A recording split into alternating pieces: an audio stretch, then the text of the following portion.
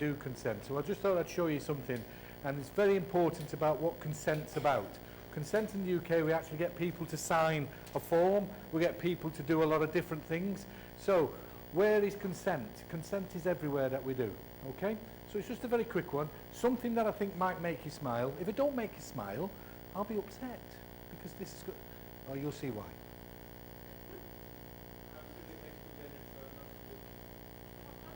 So, who is this?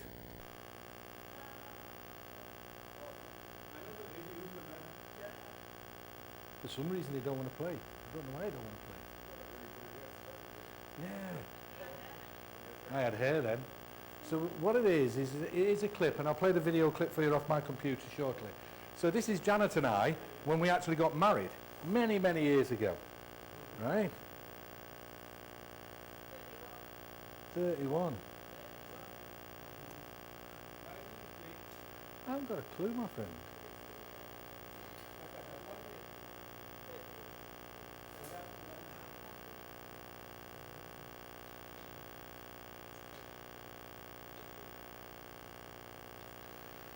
But I'll play it later on, because it's not, I can't find it on my computer. So what we get is that we're actually here. We're actually signing a register. So in those days, my hands were very thin. That's the same ring. Can you notice where the ring is on that hand? So I had very thin fingers, and patients were very grateful. So now we're actually getting older. And can you see the fine physique of this young man as he's got older? Can you see the streamlining effect on his head as he's got older? So we get a lot of things that actually occur. So what we need to do is just be aware that consent covers a lot of things. It doesn't just cover... For some reason it's not playing, my friend. I don't know. No worries.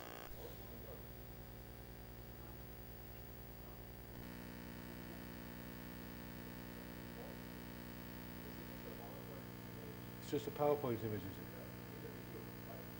Okay. I will find the image on my computer shortly.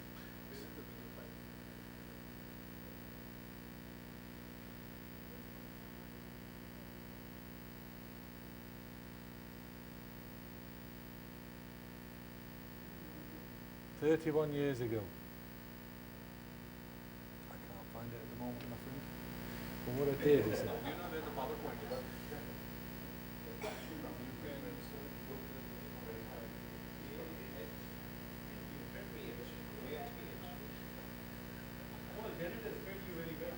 Yes, but that's the same image.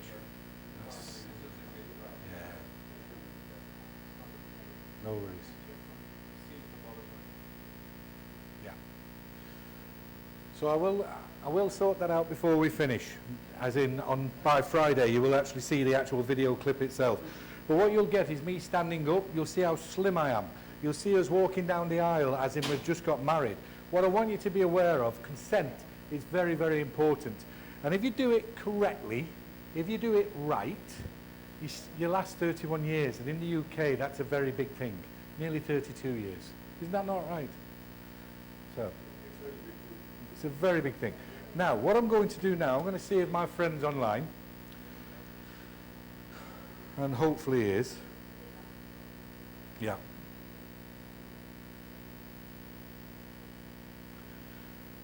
Now, this presentation he's going to do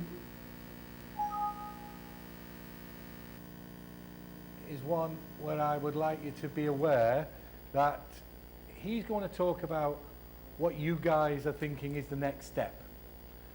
When you actually talk about doing the next step is you'll be thinking about what are the therapeutic options. Therapeutic options are doing polypectomies. What we don't want you to do is go away and think that this is what you can do from this week. This is just something to give you a basic set of skills to go away and understand.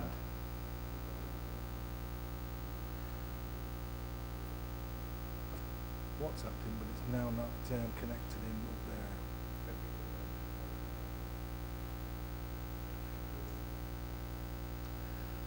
So this chap is Dr. Nizamuddin. He's a guy who, I will be saying it in front of him as well. How many of you think that you are dedicated to your job and your desire to be as good as you can at what you do. Now, I think I've got a great desire. Now, this guy spent nearly 2 years in Cardiff as a clinical fellow to one of the guys who does ESD. Now, in the UK, in Pakistan, maybe this amount of money I'm going to say sounds a lot of money, but he was paid £700 a month as a clinical fellow, doing 6 lists a week of this alongside his colleague for £700. £700 in the UK is nothing, absolutely nothing, and he did that for nearly 2 years. What he wanted to do is work alongside a person who actually shared the knowledge, and he did a lot of sacrifices to get here. So this man has worked very hard in getting what he's achieved. So his desire, his hunger to actually be able to do this at a high level is large. But also, his desire and hunger to make sure others do it correctly is equally large. So he's a very, very dedicated man. So let me try, see where he's at on. How do I skip? Yeah. Skype.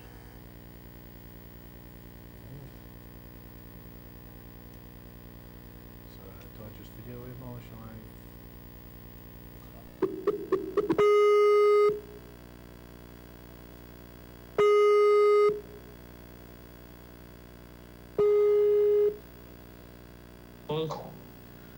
Good morning, Niz. How are you doing? I'm good. How are you? Not so bad.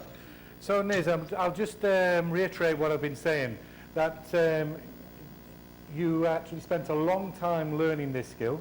You actually have been very focused in actually attaining a lot of knowledge, and you made a lot of sacrifices in actually getting a specialist knowledge. And in fact, I was actually explaining to these guys here that you actually were paid a complete pittance to spend nearly 2 years in perfecting something that was a great desire to you.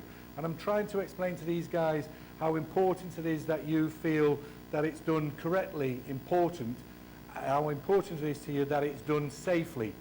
And that I really have been imparting a thing about that they've got to be safe. And so this is not a course that is actually going to set them off to do things, but this is something they could strive to if they had the same desire as yourself. Agree. I fully agree with what you said, apart from the fact that I learned, I'm still learning. You're still learning. So as you can see, this is Nizam, Dr. Nizam to you boys and ladies. Now, Nizam is always learning. Saad, he's always learning. Vaka, always learning. I'm always learning. I know for a fact this man spent some time the other day refreshing his skills, watching someone put a stent in, because he hasn't seen one for a while. So what you've got is people who have got a lot of experience, who still want to learn, who still don't believe they've attained the heights, even though they are classed as being able to do something. Now, I have a lot of respect for this man. This man has done an awful lot. He works with me, and he's going to work with me for a long time. And I'd hopefully that he's going to give you a presentation that means a lot to you. But if you just give him time, please ask questions. Away you go, Niz. So, do you have the presentation open up there? I do. Paul? Okay. So, we'll go with the presentation first, and then we can go with the questions. Is that okay to everybody there? That's fine. Yeah. Assalamu alaikum. Welcome, everybody. So what I'm going to talk about today is probably not anything new. I'll try and get up a presentation on my own screen because then I don't have it. Give me 2 seconds.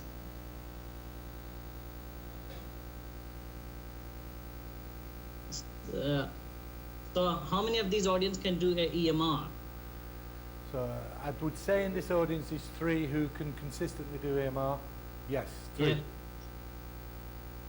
So what we're talking about is doing EMR in a much more different way, in a safe way, and comparing with what I'm going to talk about today is nothing different from EMR, but I'm going to include things which are very opened up for the EMR aspect, is using a knife. I'm going to give you some data, how things are available and how things are different when we use a knife. And while I'm doing it, my screen is slightly shifting, so do stop me and talk to me so I can hear you and get onto the screen to see you. Okay. So freely ask him questions, please. The first thing what I got on the slide there is, so as Paul has introduced me, my name is Nizamuddin. What I'm talking about is a knife-assisted resection of a large refractory polyps, and I'm trying to give you a data which is more towards UK, France, and the Western centers, whereas Japan is far different from what we do compared to the Western centers, and that gives us some idea how things can be different when you start doing things differently. So we'll talk about what is the feasibility, what is the safety, what is the efficacy study to guide the future practice, if anyone wants to take it on. So the first slide there, which you should have, is a EMR of a large colorectal polyps. This is a studies, I've quoted few studies which are come from the Western setting. I don't know how lots of people might be well known to Church et al. Who's got lots of studies come out of the EMR of large polyps. He published a study in 2003, and that's the time where I believe the EMR concept and colonoscopy was getting very, very up and running with polyps and things in UK. He put a data of 310 patients, and he published his data. And we all do colonoscopies for living, and the main worry is, apart from the pain, apart from the discomfort, the main worry as a gastroenterologist is it going to bleed? Is it going to perforate? Agree? Agreed. So this chap has quoted his bleeding risk of these 300 patients as 8%. This is the bleeding which is not just dealt in the room. This is the bleeding which needed some kind of a transfusion or some kind of workup and admission into the hospital. Not some bleeding where you put a clip and patient is gone home. That's not significant bleeding. And he quoted his perforation rate as less than 1%. The problem is everything looks brilliant there, 310 patients, good study.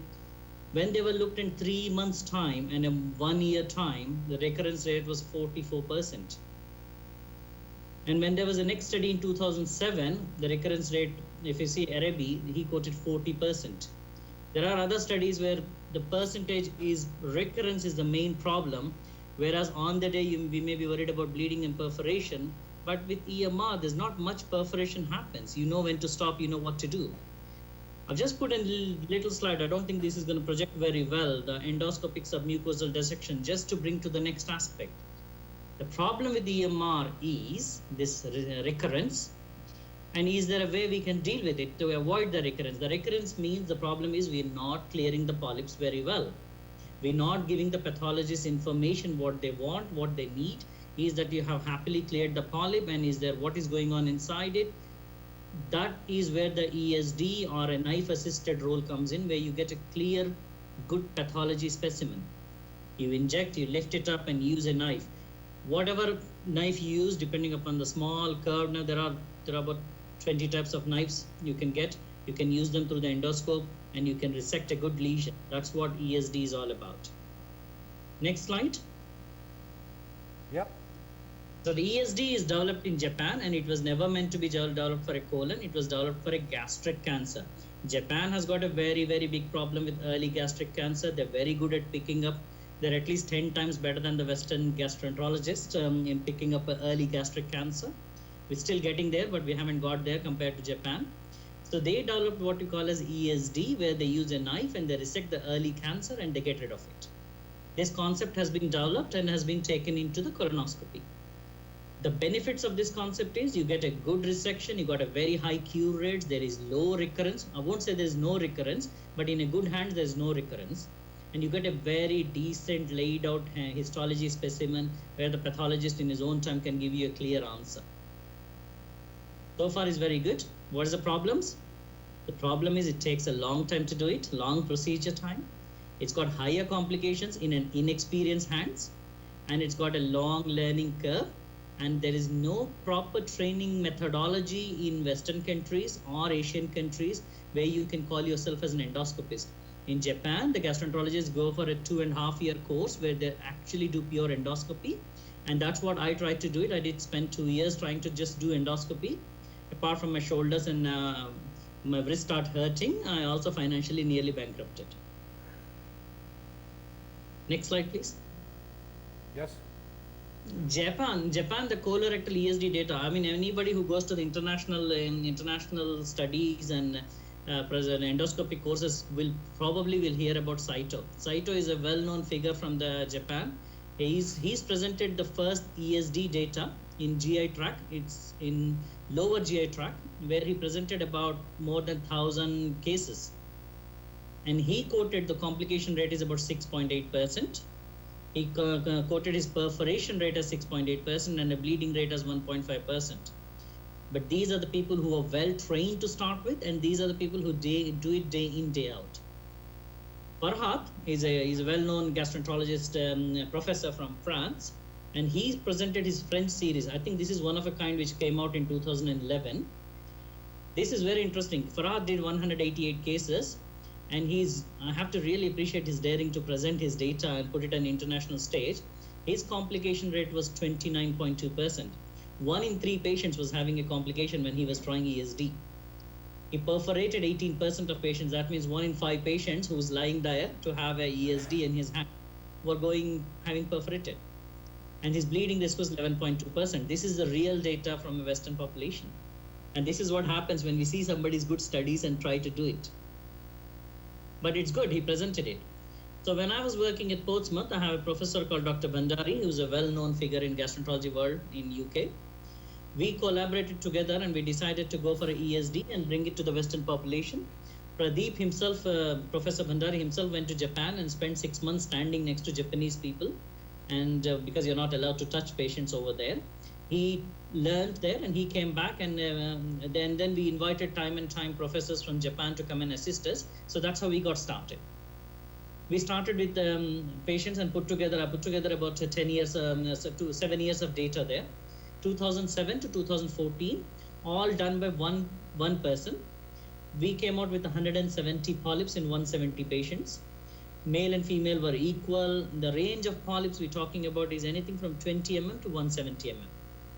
These are decent polyps. There was a highly selective population who agreed, who consented, and who were happy to be tried. I'll give you brief results when we did it. 170 patients, so 129 were adenomas. Sessile serrated was 17, of which 170 polyps we removed. 8 of them turned out to be, we had a cancer in them. 4 of them were, we even in spite of using a knife, the pathologist was not comfortable in giving a clearance, so they went on to have a surgery. 4 of them were cleared by endoscopic follow-up. Dysplasia was seen in another 3 of them. So to give you a brief account, we used a knife where we completely dissected using a knife, or we used a knife to mark around the lesion and then cut it submucosally to an extent we are happy to put a snare and take it off. So we used a bit of mixed technique, maybe lack of patience, maybe we were getting worried, maybe the time taken, whatever the reasons in that, or the polyp itself doesn't needed a complete dissection. We got along and removed them, and 20 to 50 mm was the size. 70%. The much 50 to 170 were less. Above 50 mm, there are only 50 patients. We did 50 polyps. Left side were more, as you expect. You see majority of polyps in the left side of the colon, about 25%, and the right side was 25%. The knife attempted dissection we completed in 165 patients, 97%. Follow-up data 160, 10 patients gone missing. The reason is it's a tertiary center. People get referred all over the UK. We don't know whether they were not well or didn't come across, didn't bother. We don't know. So 10 of the patients didn't come back. But complete endoscopic cure has achieved in 87% on the first attempt. Some of them we need to go back in within 3 months or within an 8 weeks time and have to remove the remaining, and we achieved 96%. The complete clearance. I'm going to rush through the next slide if you got there. Yep, recording. Recurrence at first rescope. Yep. So the recurrence was the main problem. Remember, I quoted there in the studies when we were talking about EMR, and that's going to be the main problem. When we looked at the recurrence in the first rescope people, that means you had a ESD and you're happy, you send them back, bring them back in 12 weeks or to 3 months and have a look at what's going on. In 20 to 50 mm size polyps, the recurrence was about 7%. Whereas if the size was more than 50 mm, we had a recurrence of about 27%. Some of them had fibrosis, some of them didn't have fibrosis, but when you had fibrosis, the recurrence was high. The fibrosis is when you start cutting, you would see that the whole polyp is tightly attached. Reason being, maybe somebody has tried a EMR before, or somebody has taken deep biopsies before, which could all hamper it. So you need to make a decision right from the before. When you see a polyp, what you're going to do about it. Don't start doing something and change your mind. Make up your mind, spend some time looking through it, look as much as possible. Is this something I can take it on? Is this the best way to take it on? This is the right time. Do I have the right utensils? Do I have the right frame of mind? Do I have the right help available? In spite of all that, we still encountered 27% fibrosis. And the left colon, right colon, it doesn't really bother. We got en bloc resection, piecemeal resection in some where you end up still taking some pieces. Next slide, please. Yep. So predictors of en bloc resection, what has predicted, what I was looking for is what is the main reason where we could have ESD as a good one. If we look at the slide, 20 to 50 mm size, we had 53% en bloc resection where we removed completely in more than 50% cases. In other cases, we had small pieces in spite of doing that. In more than 50 mm polyp, when the size is large, you hardly got 10 to 12% of complete resection because you cannot get everything as a carpet laid out for there. Fibrosis and site did not really predict. There was no huge change whether you have fibrosis or not, depending upon the en bloc resection, because this is what matters for a pathologist and a good resection. Did you get en bloc? Did you get everything cleared off? So what I can say is that the 20 to 50 mm is a significant predictor of en bloc resection. That is the best thing for ESD. Once you cross your 50 mm size, you probably have to think, do I need a surgery? Do I need another option? Shall I take it on? Is this person doesn't have another option? Is he not a surgical candidate? And all those things come into factor. If it's a 20 to 50 mm, you should be able to do it with ESD in a good hands. So let's talk about when you talk about learning. Can we go to the next slide, please?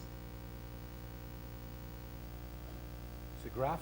The learning curve, yes. And learning curve, this is what probably matters to the audience over there. When we looked at our learning curve and how much we getting, these are pure polyps. These are good polyps. There's no fibrosis. Nobody attempted anything. These are the polyps which we thought, okay, these are nice specimens. We looked at it. We discussed in our meeting. We agreed to do an ESD on them. We agreed to use a knife and resect them. And when we looked at our en bloc resection rates, in 2001, we were getting less than 0.4%. 2002, the graph goes up. 2012 and 2013, we achieved double the number. So as we were doing every year, the more and more, our resection rates and the en bloc rates and trying to get it there is getting up. Next slide, please. Bar graph. So the learning curve, 20 to 50 mm polyps. Before 2011, remember this study we were talking about for patients from 2007 onwards. So if I see the patients from 2007 to 2011, with our first 4 years, we could get polyps, no fibers, up to 41 when we attempted them. Remaining were all taken off, but they had piecemeal, whether they needed something else, whether they needed a bit more burning or a cautery to make sure that we have burned the walls, etc. Whereas by 2012 and 13, 90%, I mean, when we do majority of them, we were getting en bloc resection, clear resection, well laid out, no problem at all. If you go to the next slide, Yep. Complication. We now study about 170 polyps. We had 8 of them had bleeding. Most of them were stayed in the hospital and only 2 of them needed blood transfusion and rest of them were all discharged. One patient went on to have embolization in his calves. Remember these procedures, sometimes the patient is lying there for 2 hours, 4 hours. Sometimes the patient may get up and have a little bit of walk around and then come back and lie down again before we redo the polyp again. It's quite possible if you're doing rectum or something. So one patient has an embolization. Since then on, we changed our practice and we put stockings like a surgery. So to prevent any DVTs and things. And of the 7 of them just conservatively managed bleeding and went home. Perforation, this is where the most scary part of the things. We only had 2 perforations, of which one of them needed surgery. One of them had 48 hours of antibiotics and discharged. So complications were not significantly related to the polyp size or site or fibrosis or type of resection. Whether you take it en bloc piecemeal, complications were happened early in our practice. It comes down to experience and doing it properly. Next slide, please. Discussion. So the discussion point is EMR, which is endoscopic mucosal resection, which is very commonly done all over the world now, is in Western setting. The recurrence is as good as 20 to 40%. I think any new studies you will take, that's what the recurrence rate is. That is why the whole surveillance is so much effective and so much useful, and that's why the surveillance aspect is coming. Complication rates in a good setting, EMR in a decent hands is less than 10%. If you come down to ESD, I told you all the benefits of it. Even in Japan, the perforation rate of ESD is 4 to 6%. ESD in Western population, I think the perforation at the moment is 10 to 20%. If you use a knife, the recurrence rate will come down to 13.1% in any worst case scenario, and the perforation rate will come down to 1.2%. So it is safe, it is effective. Let's come to conclusion, place of knife assisted resection. Slide please. Conclusion? So conclusion, knife assisted resection is feasible. Complication perforation is actually lower. The recurrence rate is very, very low. So you have better than EMR. You get good resection. You got a guaranteed patients removed their polyps. You get recurrence and scar polyps, and fibrosis discussion won't be there. En bloc resection, definitely rate improves with time. Feasible to cure polyps with fibrosis as well. There's no problem at all. The problem with these polyps and these resections is the number needed to treat. In Western setting, when I was learning, I would say at least you have to do 100 with somebody who has done this before we think we can take it on. So the learning curve, number needed to treat to get it en bloc resection, from our experience, I can say is you have to get at least 100 under supervision. First 50, you start with that, and you have to know your size, you know to know your polyps, know what kind of setting it is, and then take it on. And once you cross 100, there's a good chance that you could be able to get on and do independently. The last slide, please. Last slide. Thank you for taking time to listen to me. Paul only gave me 10 minutes, so I could do this much.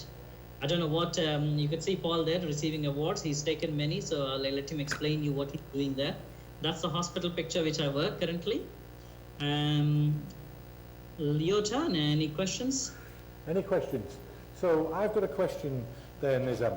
When you say Yes. that there is a learning curve, and in doing anything like polypectomy of any kind, at what stage do you think the person should consider starting to actually do that? How many, is there a number of colonoscopies they should have done, or is there some other measure that we should be looking at? Right. Colonoscopy was a good question basically. The number of colonoscopies, even though everybody can do a colonoscopy, as a gastroenterologist, most of you all, there are different type of people who do colonoscopies. Some are a lot more comfortable. The day you start doing your therapeutics is when you're absolutely comfortable with your colonoscopy. I think the learning curve starts with how you could place your tip of the scope, where you can line it up, how comfortable you are to get a short scope in position, how comfortable you are actually to rotate and get the right position for the right polyps when you're doing even your EMRs. So I would say unless you at least crossed your colonoscopies more than 1,000, don't even think about it. Excellent. So what I'm trying to get hammered home to these guys, even though that they will go away feeling very confident on day 3 from this course, that this isn't something that a novice should be doing who's done, or consider doing, who's done less than 1,000 or even more. Would you agree with that? I would completely agree with that. And then it's not about what your ability to do, what you can do. It's ability of how much support you have. If things go wrong, do you have a good surgeon on standby? Do you have good facilities to deal with it? You've been very open and clear with the patient that you got a learning curve there and you're trying to take on something to help, and this can go wrong, and are they mentally prepared? It's a different in consent how the gastroenterologist and the surgeon does. Surgeon sits down with the patient, tell them very clearly that things can go wrong. You'll end up in an ITU with the pipes all over the place, and you are not going to like this, but this is going to happen. That's what the surgeon tells them, and they consent. Whereas a gastroenterologist, we play down the bleeding and the perforation as if nothing is going to happen, and you're just going to get up and go home. Yeah. I think it's not the case. Here it is, you're going to tell them very openly, very clearly, and you have a mutual consent, and then you get on with it. If you can, and you better have somebody who can, when you're tired or when you're not able to deal with it, you will get something called as a shock, where you could just stand there and unable to deal with it. So you have somebody on standby who could just take on. So would it be fair to conclude then is that in Japan what they tend to do when they're taking on any complex EMR, there are 2 really experienced colonoscopists who do it, not at the same time. So they're there supporting each other. So it's not just a procedure taken on by the set colonoscopist. Would that be fair? That's absolutely fair. In Japan, when they do it, they usually have 2 or 3 fellows around them, and they usually have they also, what I've seen in Japan is they keep an extra stack just next standing to it, an extra stack and an endoscopy. If you get a block or something, they'll take this endoscope off and put another scope back in, and they have grasper, they have their equipment available. And most of these Japanese big centers which do ESD have a surgical unit in the same floor. They can just line up them, or they can get the anesthetist straight away. They can do those things very effectively. Unless you have those settings, and if you're transferring a patient, it can be difficult. So the reason for that question is for me to actually just highlight to these guys here that it's not just about taking off a polyp, it's actually about having the right equipment and the right support network. And if you haven't got that, then you shouldn't be doing it. Yeah. Agreed. I'll be taking some questions now. Dr. Nizam, thank you very much for an excellent talk. This is Saad Niaz from Karachi. Very impressive complications, despite your learning curve. How do you explain that? I mean, you know, looking at the previous results that you showed, the complications and still reported are higher. And from the time you started to now, your complications have been very low. What have you done differently to achieve that? I think a lot of good question. I mean, that's something we surprised ourselves as well when you're putting the data.